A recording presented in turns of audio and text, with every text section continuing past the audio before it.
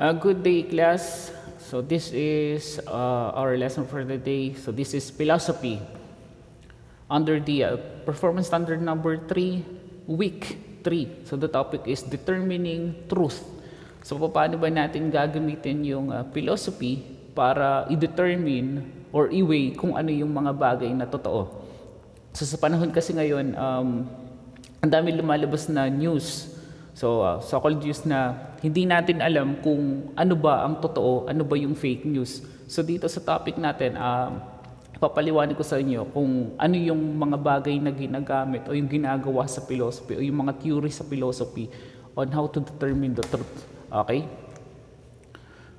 So, the questions of truth. So, philosophers agree that there is no absolute truth, so measure of truth. However, the concept is known to the end truth and arrive at a reasonable assessment if a statement, idea, or event is believable. So, sabi na ng mga philosophers, wala daw siyang absolute truth. Bakit kaya nila ito nasabi? Ano kaya yung pinaniniwalaan nila? So, later on, ipapaliwanag natin yan, ano? So, unang ginagamit sa philosophy on how to determine truth is the justified true belief. So, this is the first concept of truth in the ancient Greek philosophy. So, ang concept na to, pinapaniwalaan nila na ang bagay ay totoo if you believe na totoo siya at may justification ka para masabi mo na ang isang bagay ay totoo. So, sabi nga dito, in this concept states that something is true because you believe it to be true and that there is justification for such belief. So, sabi nga dito, ang isang bagay ay totoo kung pinaniniwalaan mo siya na totoo, tapos may justification ka na totoo yung isang bagay na yun. So, meron ditong tinawag na justification. So ano nga ba yung justification? A belief may be justified by using one's perception and senses by appealing to authority or using reasoning. So alala niyo yung topic natin last time na reality. So di ba sa reality masasabi mo na ang bagay ay isang totoo kung nai-experience mo siya. Di ba? Ginagamitan mo siya ng 5 senses. Okay, kaya nga meron tayong concrete reality and abstract reality. So, same with the justification, ginagamitan mo din siya ng senses. So, ano ba yung mga theories pa on the nature of knowledge of truth? So, ito yun. Yung kauna-unahan is the correspondence theory. So, what is correspondence theory? State that something is true. It is correspond to reality or the actual state of affairs. So, assumes a direct relationship between idea, reality, and that statement can be taken as fact. So, sabi dito sa correspondence theory, ang example na binigay dito, a dog bark. So, kung narinig mo na ang aso ay tumahol, syempre, totoo siya. Sabi nga kasi sa correspondence theory, it corresponds to reality. So, kunin natin yung correspondence, tapos correspond, so yun siya. Kung nakikita mo siya na totoo, so nagko-correspond siya into reality, so totoo siya. So, another example, ang mouse ay, I have here a mouse.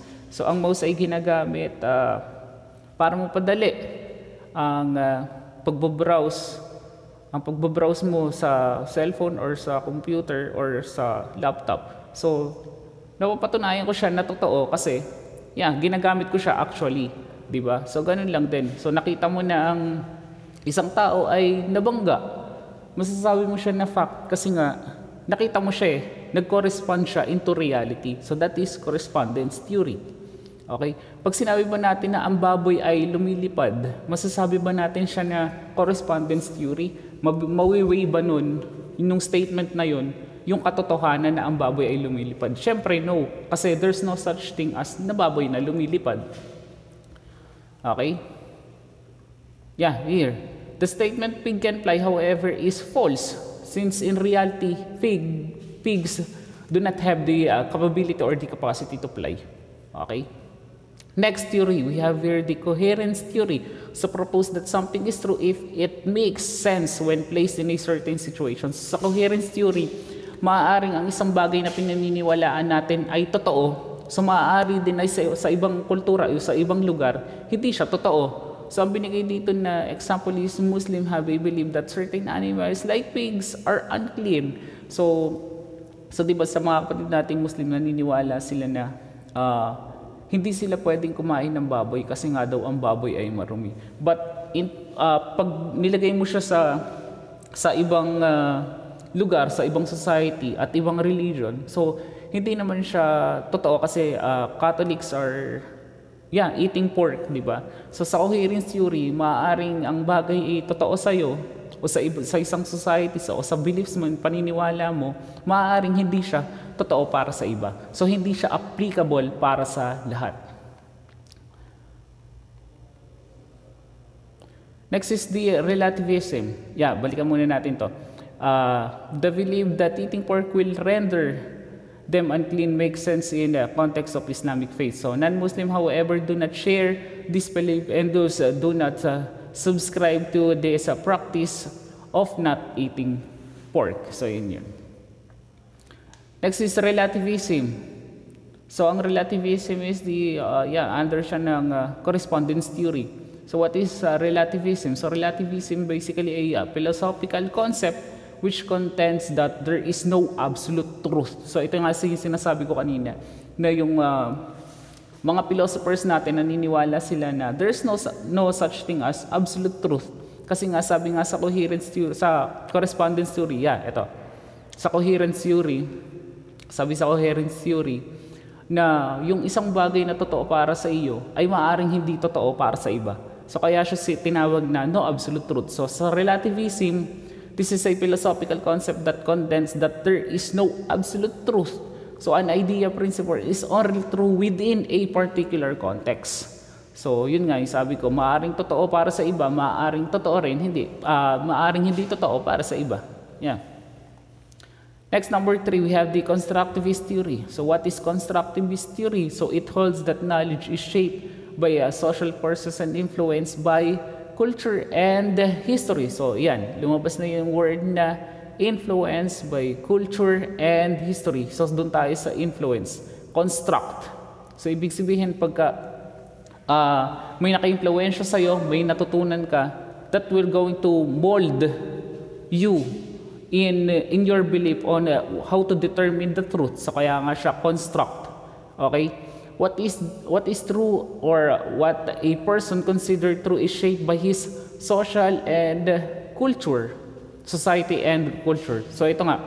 So kung ikaw ay pinanganak na Kristiyano, tapos na-practice mo or na-impluwensyahan ka ng mga magulang mo na kumain ng pork, so basically, paniniwalaan mo na pwede naman kumain ng pork. And in vice versa naman.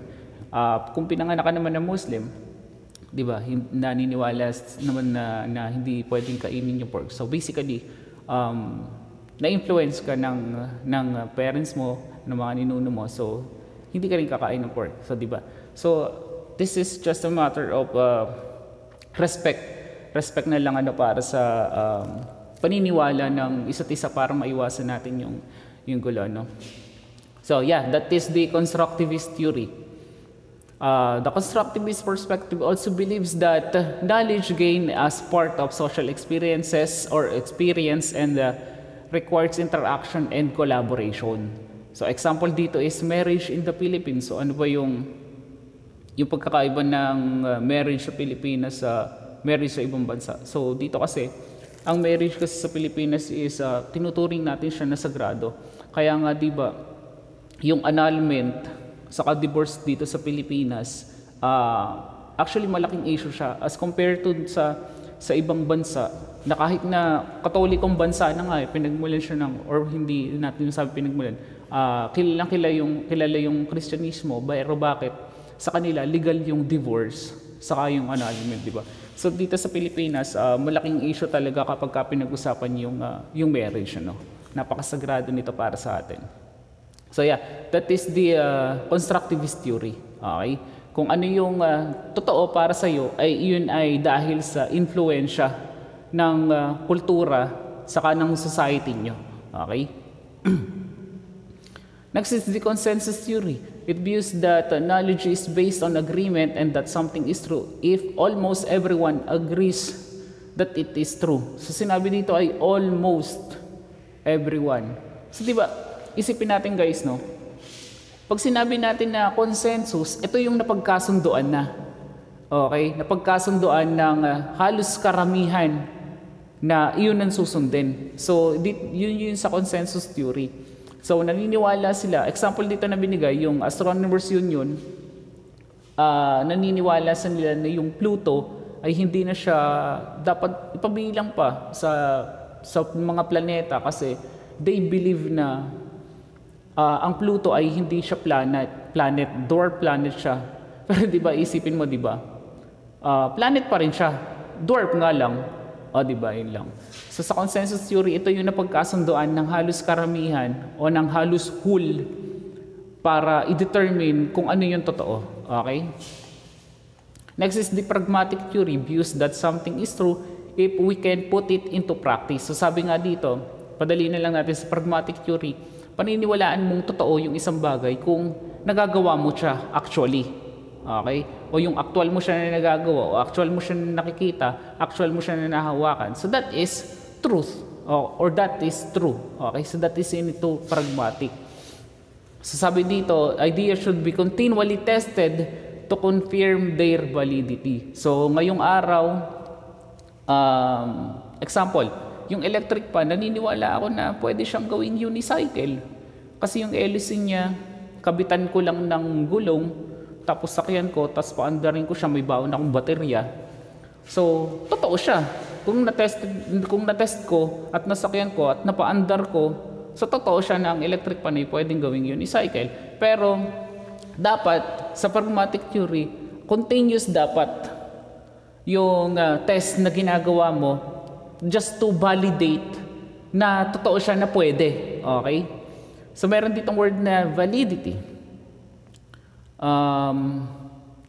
So, sa validity, meron tayong verificationism. So, the idea must be verified using the sense of experiences. So, yun na nga yung sinabi ko sa inyo. Kung na-experience ko na sakyan yung electric pan, lagyan ko ng gulong, so that is true. So that is true. So verificationism. Okay, verified using a senses of experiences or experience. Okay? Next, what are the other things should we consider in determining the truth? So ano pa daw yung mga bagay na dapat natin i-consider para masabi natin na totoo yung isang bagay? Okay, we have here, first one, we have the fallacies. So ano nga ba yung fallacy? So fallacy refers to a number of arguments that is based on a faulty reasoning. So reasoning lang siya, and some of these fallacies may be intentional as the person making the claims is desperate to convince you to accept his or her argument. So sa fallacy, hindi pa naman talaga siya masasabi natin na totoo. Pero sa fallacy kasi, ang ginagawa ng isang tao para sabihin na totoo yung sinasabi niya is through arguments and through his reasoning. Okay? So meron ditong mga example. So ito na rin yung bibigay ko sa inyo na mga example sa under ng policy, yung ad hominem. So ano nga ba yung ad hominem? So attacking a person making the argument instead of the argument itself. So yun yung ad hominem. So binigay dito na example, wag natin to. So padaliin natin to. Example, na condemned ako. Ang kaso ko ay rebellion. So ilan lang natin dito. Kunin lang natin yung idea na to. Rebellion yung idea ko. So, sasabihin ko sa korte, hindi ako maniniwala na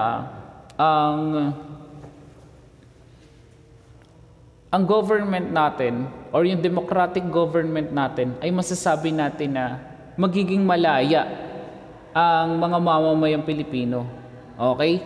So, syempre, si ad hominem, sasabihin, syempre, hindi ka maniniwala na hindi dapat democratic or hindi dapat demokrasya ang nasa Pilipinas kasi rebelde ka eh. Okay? So parang isinasay ko mo lang sila. So ganun sa ad hominem, parang i-determine mo na totoo yung isang bagay kasi hindi ka kabilang doon. Okay? So, nakalagay dito, of course, he believes that the government is a clone. He is a rebel and a communist. So, ganun yung ad hominem. Okay, next one is appeal to force. So, basically, yung appeal to force, ginagamitan kasi siya ng minsan authority. Okay? Using a threat or force or an undesirable event to advance an argument. So, example, ako, teacher ako. Tapos, merong isang bata na mas magaling pa sa akin. Okay? So, although, basically, ang teacher and students naman talaga, collaboration siya ng idea. Maaaring ang bata ay may matutunan sa teacher, maaari din naman na ang teacher ay may matutunan sa bata. But, pag ginamit natin itong appeal to force, syempre, sabihin mo, ay ako ang teacher kasi alam mo itong bagay na to. So, ako dapat ang mas paniwalaan nyo kaysa sa estudyante ko. Okay, ganun lang yung madaling example ng appeal to force. Okay, isa pa yung example. Appeal to emotion. Ito yung gagamit ka ng magmamakaawa ka, tapos gagamit ka ng sympathy para lang masabi na totoo yung sinasabi mo. Diba? Iiyak-iyak ka, tapos kahit nagsisinungaling ka, umiiyak ka, kakaawaan ka ng ibang tao, sasabihin niya, oo, tama nga. Tama yung sinasabi niya kasi hindi naman siya iiyak, hindi naman siya magiging emotional. Hindi naman siya, ganyan yung act niya kung hindi totoo yung sinasabi niya. So, ganyan lang siya. Appeal to the popular. So, pag sinabi natin appeal to the popular, hindi ito yung kunwari sinabi ng artista na ang sabon na to ay nakakaputi. Siyempre, ang mindset kasi natin, bibili agad ako nun. Kasi yung artista na to maputi. Pero pag sinabi natin na hindi ganun yung appeal to the popular, na kapag sikat yung isang tao, paniniwalaan mo na siya. Kasi nakita kasi natin yung word na popular. So pagka sinabi natin na appeal to popular, ito yung nagiging trend. Ito yung mas acceptable para sa lahat. O ito yung tinatanggap ng halos karamihan. Yun yung appeal to the popular. Sabi nga dito, the idea is presented as acceptable because a lot of people accept it. So yun yung tinatanggap o yung katanggap-tanggap para sa lahat ng tao o halos karamihan ng tao. Yun yung appeal to the popular, hindi yung sikat yung isang tao kaya yun yung paniniwalaan sa hindi ganun. Another example of the policies is the appeal to tradition. So parang yung dun sa coherence theory, kung yun yung paniniwala ng isang kultura o ng isang society, syempre that is true. So same with the appeal to tradition. Okay? Begging the question, assuming the thing or idea to be proven is true, also known as the circular argument. So yung binigay ditong example, I have the right of to free speech because therefore you cannot stop me from talking. So ito yun. So begging the question. So gumagamit ka ng mga batas para magawa mo yung gusto mo, di ba? Ito basically nagagamit natin to Lalo ngayon, halos karamihan na gumagawa nito is yung mga kabataan. Kasi na-expose na tayo sa social media, pwede tayo mambully kasi right to express yourself. Okay? Freedom of speech, pero hindi ganun yan, So next, cause and effect. So assuming a cause and effect relationship between unrelated events. Sa cause effect, ito yung example, ever since you bought that sweater, everything has been going wrong in your life. You should get rid of it. So parang yung i-relate natin dito yung mga paniniwala natin. So example is, pag may dumaang pusa, huwag ka nang tumuloy sa pupuntahan mo kasi maalas daw siya. Diba? So ganun lang siya yung mga kasabihan natin, cause and effect. Okay? So, kahit sabihin natin na gano'n, marami naniniwala sa atin na totoo yun, di ba? Yung mga lucky charm, di ba? Yung mga pampaswerte, yung mga pungsoy, di ba? Kahit na hindi naman natin siya na-test as totoo, pero sa paniniwala natin na cause and effect, kasi nga fallacies nga siya, di ba? Hindi natin siya ma-determine na totoo siya kasi ang fallacy kasi, di ba, by way of reasoning and arguments lang naman. So policy of composition. So assuming that what is true is for a part of true for the whole. So policy of composition. So Parang ano lang siya. Dito. Parang dito lang siya. Yan. Yung sa appeal to tradition, nasa yan. Parang ganito lang siya. Appeal to tradition. So, policy of composition, kung ano yung paniniwalaan nung karamihan, ganun lang din siya. Pero yung sa example, these cases is robberies in this thing have convinced me that the city has become a den of thieves and criminals. So kahit hindi pa niya napatunayan na kriminal yung isang tao, once na yung society na yun ay na-determine na pinaninirahan ng maraming kriminal, pag galing ka doon, ang dating agad sa'yo, kahit hindi ikaw yung nagnakaw, nakasama ka sa isang kumpanya, magnanakaw ka na kaagad, di ba? So example palinawin lang natin to. So policy of composition. Society siya, appeal to what is true is basically nakadepende sa society mo. Example, ang lugar namin yung mga magnanakaw kami. Tapos pumasok ako sa isang company. May nawalang bagay. Ako agad yung pagbibintangan. Kasi yung lugar namin ay kilala bilang pugad ng mga magnanakaw. So ganun yung policy of composition. Okay? Policy of division, assuming that what is true for a part is true for its whole. So you come from a family of doctors, and intellectual, surely you can do better with this course. So parang ano siya, yung sa genes mo, di ba? Kung ang mga ninuno mo ay mga teacher, na-assume agad nung mga tao na yung magiging anak niya ay teacher din. Kunwari, galing ako sa pamilya ng mga sundalo, bata pa lang ako siguro mga 7-year-old. Yeah, 7 years old, ganun ako, yung age ko. Sasabihin agad ng mga tao sa akin, ito na ang magiging... So, ayun, nawala yung ano ko. Wait lang.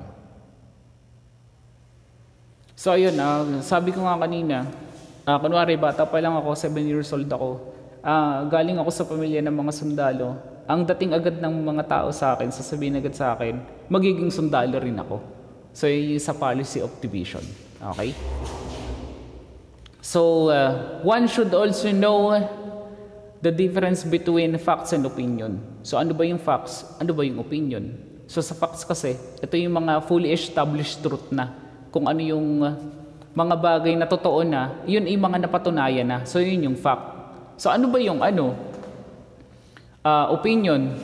So, opinions are more subjective and may express certain views and beliefs. So, yung opinion mo lang yun. Hindi mo pa alam yung totoong nangyari. Pero, sinasabi mo na kaagad. So, opinion mo lang yun. Hindi pa siya masasabing totoo o hindi pa siya masasabing fact. So, ang pagkakaiba lang nito, yung fact, fully established truth na, napatunayan na. So, sa opinion naman, hindi. Opinion lang siya ng ng isang tao na hindi pa naman niya talaga napapatunayan. Okay? So, when we look at opinion, so ito daw yung under siya ng opinion na, be aware of bias or the personal views of the persons presenting it. So, yun yung bias. Kunwari,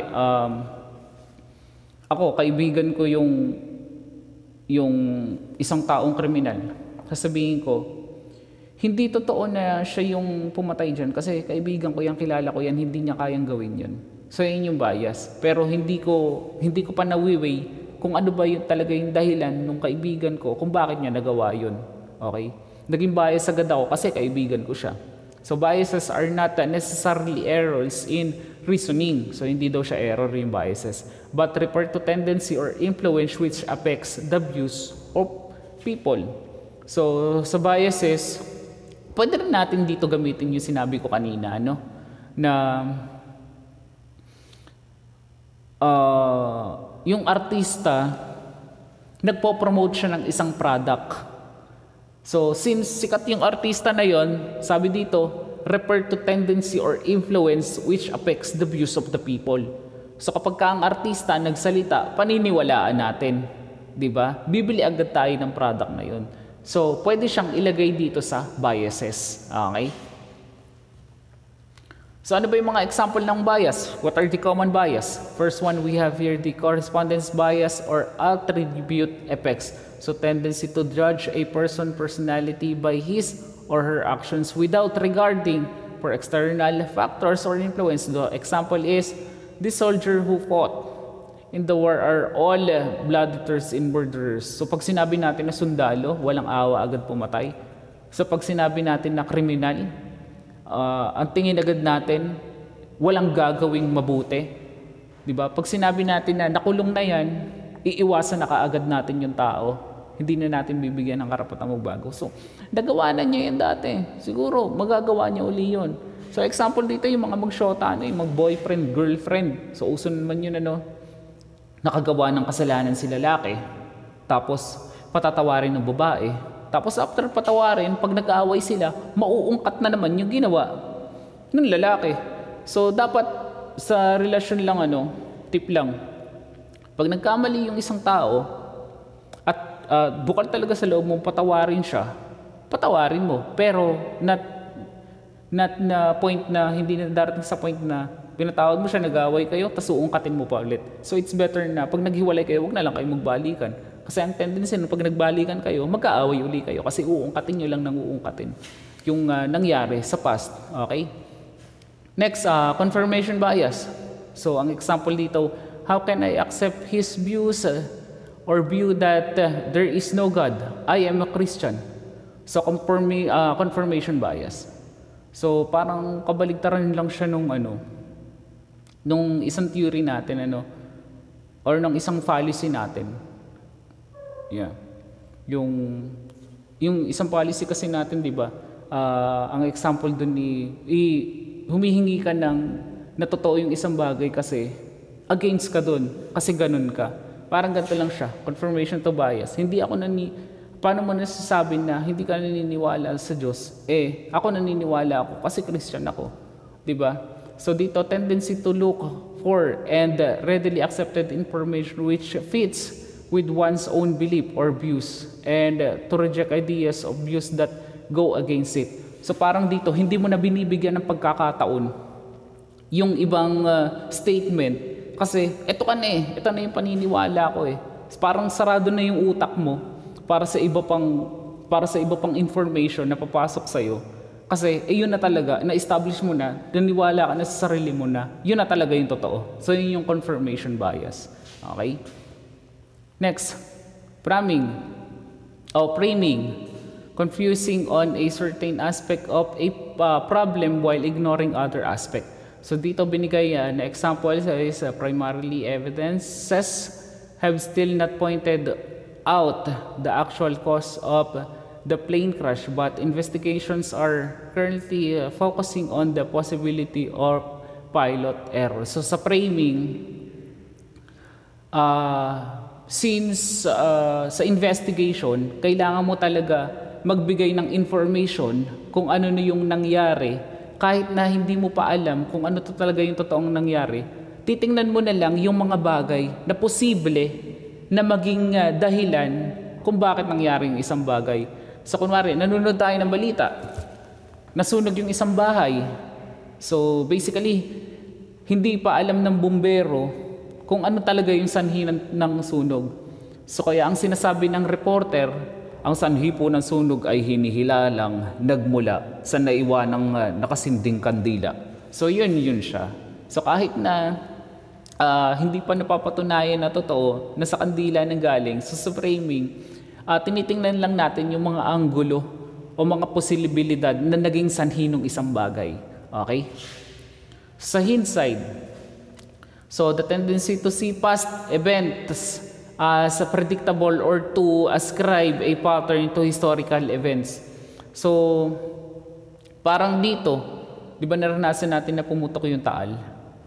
Di ba? Nung history kasi, sabi, 6 months daw ang pinaka matagal na paghihintay bago tuluyang sumabog yung Taal.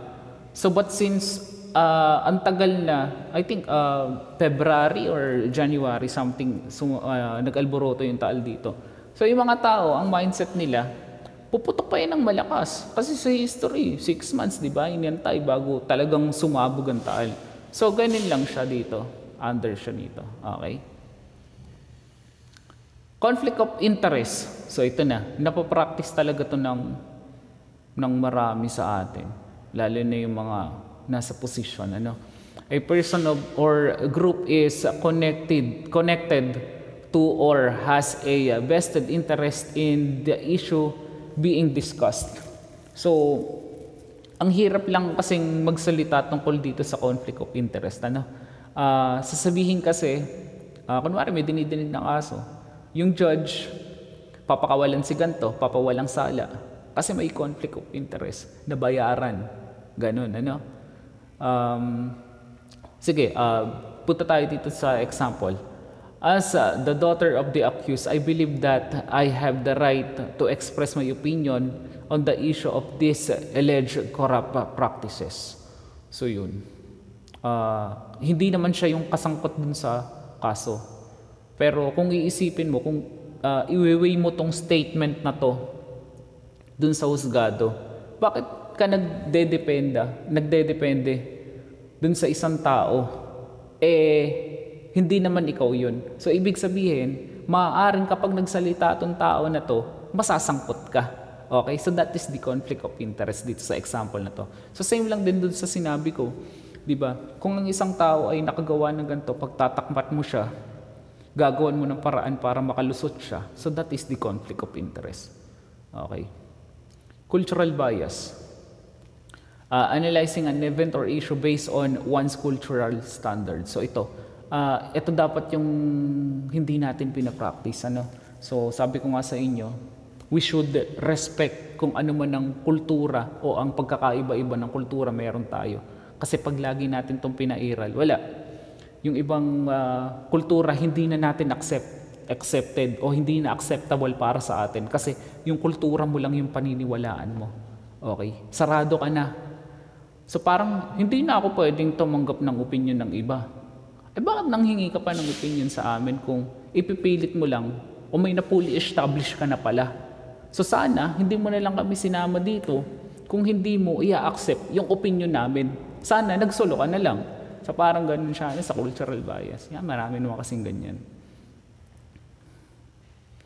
So yeah, activity na to, no? So basically, may mga activity naman na ako na binigay sa Schoology. So yun, salamat guys sa pakikinig. Medyo matagal din yung discussion, napakahaba kasi nung slide. Pero thank you. Yung video ulit ipopost ko sa channel, no, sa YouTube channel, which is the Kick Hub. Okay? So please guys, like, share, and subscribe naman. At huwag pala kakalimutan na i-hit or i-on na lang yung notification bell, no, para kada upload ko na lang ng lesson, manonotify kayo para alam nyo agad na nakapag-upload na ako. So again, salamat guys, and yeah, peace.